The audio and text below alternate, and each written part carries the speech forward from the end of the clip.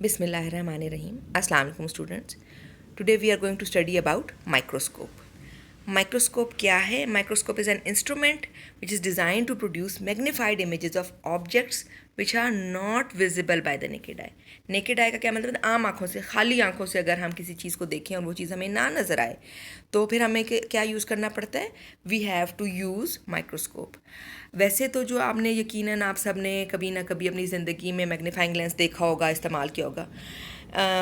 वो भी चीज़ों को बड़ा करता है, लेकिन माइक्रोस्कोप में एक से ज़्यादा लेंसेज अमूमन यूज़ होते हैं.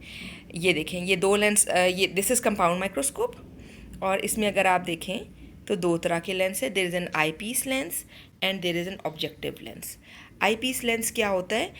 टॉप के ऊपर, माइक्रोस्कोप के टॉप के ऊपर जहाँ हमारी आँख होती है वहाँ पे जो लेंस होता है जहाँ से हम देख रहे हैं उसको कहते हैं आई पीस लेंस. आई यानी आँख के करीब जो लेंस है. ऑब्जेक्टिव लेंस कौन सा लेंस है? जो ऑब्जेक्ट जिसको हम देख रहे हैं, अमीबा को देख रहे हैं, बैक्टीरिया को देख रहे हैं, जिस चीज़ की को हम देख रहे हैं बड़ा करके, वो ऑब्जेक्ट के करीब जो लेंस होगा वो होगा ऑब्जेक्टिव लेंस. अब वो ऑब्जेक्ट कहाँ रखा जाता है? ऑब्जेक्ट रखा जाता है स्टेज पे. ये जो जगह है ना, ये काला सा स्टेज है, और इसके ऊपर स्लाइड होती है, ग्लास की पतली सी स्लाइड होती है जिसके ऊपर ऑब्जेक्ट जो भी हमने स्टडी करना है उसको रखते हैं. ठीक है, अगर हमने अपने बालों को स्टडी करना है बाल रखेंगे, अगर हमने अपने ब्लड को स्टडी करना है ब्लड रखेंगे, अगर हमने वाटर ड्रॉप को स्टडी करना है उसको रखेंगे. अच्छा, और यहाँ पे साइड पे दो नॉब्स होते हैं, इनको कहते हैं course and fine adjustment knobs. ठीक है, इनको घुमा के हम क्या कर सकते हैं? इन लेंसेज का जो डिस्टेंस है वो चेंज कर सकते हैं, ऊपर नीचे कर सकते हैं उसे, यहाँ से ये, जिसकी वजह से ये हमें माइक्रोस्कोप में स्लाइड्स सही तरह नज़र आ सकती हैं. ठीक है जी. सो माइक्रोस्कोप के और भी हिस्से हैं, लेकिन और नीचे से यहाँ से लाइट आ रही होती है, ये इसका आर्म होता है जिसको जहाँ से पकड़ते हैं, और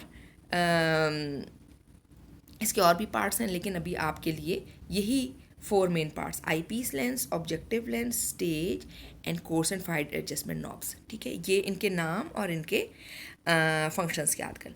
अच्छा, यहाँ पे एक बॉक्स है जो शो कर रहा है do you know. Do you know में क्या लिखा है? एंथोनी वैन लिवॉन हुक 1632 में पैदा हुआ था, 1723 में फौत हो गया था. ये एक डच ड्रिपर था. ठीक है, ड्रिपर उसको कहते हैं जो कपड़े का कारोबार करता है. When he was young he was a businessman of cloth merchant था, लेकिन with time he became a scientist, और उसने बहुत सारी इन्वेंशंस की, जिसमें से कि एक इम्पॉर्टेंट इन्वेंशन जो थी वो माइक्रोस्कोप थी. और ये एक सिंगल लेंस माइक्रोस्कोप थी, लेकिन 500 टाइम्स तक जो है ना, इस माइक्रोस्कोप, बहुत छोटी ही माइक्रोस्कोप थी, और इसके साथ कोई यहाँ पे एक जगह पे लेंस था, और यहाँ कोई पिन थी जिसके साथ वो वाटर ड्रॉप या जो भी चीज़ ब्लड को अगर स्टडी करना है उसको स्टडी करता था, और सन की तरफ इसको पकड़ के, ये जो माइक्रोस्कोप इसकी है, सन की डायरेक्शन में इसको होल्ड करके देखना होता था. और जो भी चीज़ है वो कुछ ऐसे, इसने ऐसी माइक्रोस्कोप्स बनाई थी जो कि 500 टाइम्स चीज़ को बड़ा करके दिखा सकती थी. ये इसका सिंगल लेंस माइक्रोस्कोप, अमूमन अभी जो हमने डिस्कस किया इसमें हमने कहा कम से कम 2 लेंस इस्तेमाल हो रहे हैं, एक आई पीस एक ऑब्जेक्टिव. इसने एक लेंस से ऐसी माइक्रोस्कोप बनाई, सुभान अल्लाह, जो अल्लाह ही इंसान को इतनी सलाहियत और अकल देते हैं फॉर वन थिंग, इसलिए कि एक ही लेंस से चीज़ को 500 टाइम्स बड़ा करने की सलाहियत थी इस माइक्रोस्कोप में. और अभी भी इसकी बनाई हुई, इसके हाथ की बनाई हुई 9 माइक्रोस्कोप्स दुनिया में मौजूद हैं और डिफरेंट म्यूजियम्स में रखी हुई हैं.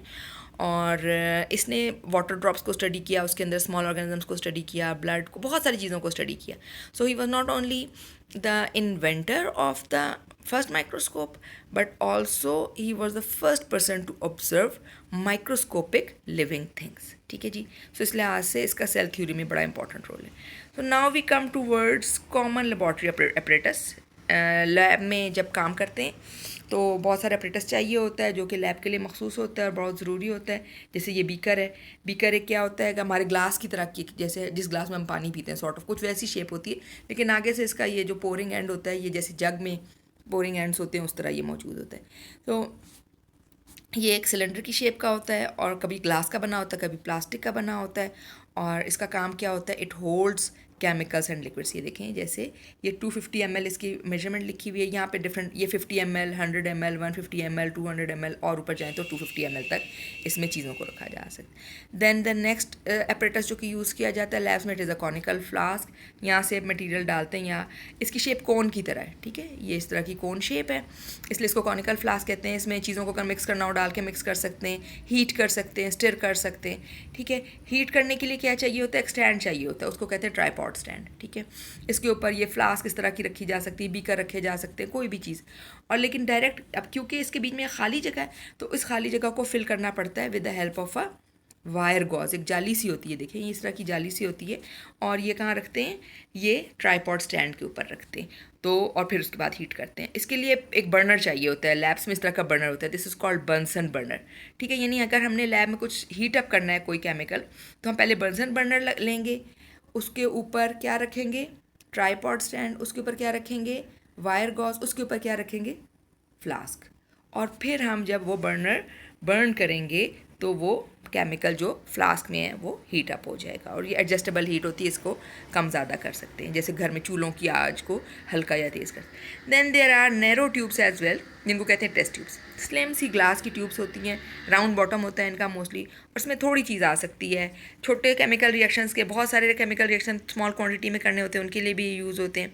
और अगर हीटिंग करनी हो तो इसके साथ लगा देते हैं, एक टेस्ट ट्यूब होल्डर होता है, और उसको उस टेस्ट ट्यूब होल्डर के ज़रिए पकड़ते हैं, होल्ड करते हैं टेस्ट ट्यूब को, और उसको फिर बंसन बर्नर के फ्लेम के ऊपर रख के हीट कर सकते हैं। स्मॉल क्वांटिटी में अगर हमने कोई रिएक्शन करना है या हीटिंग करनी है तो उसके लिए टेस्ट ट्यूब्स यूज़ की जाती है। Then there is a funnel. Funnel आपने घरों में भी देखी होगी, फनल भी ऊपर से कॉनिकल शेप होती है, कोन की तरह की इसकी शेप होती है, ठीक है जी।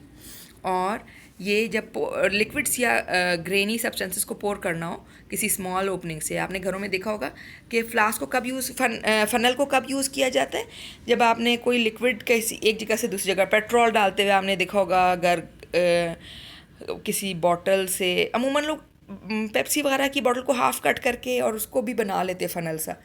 तो बेसिकली लैब में जो फ़नल यूज़ होती है वो ग्लास की होती है, और आम जिंदगी में जो हम फ़नल्स यूज़ कर रहे होते हैं वो प्लास्टिक्स की होती हैं, ठीक है जी।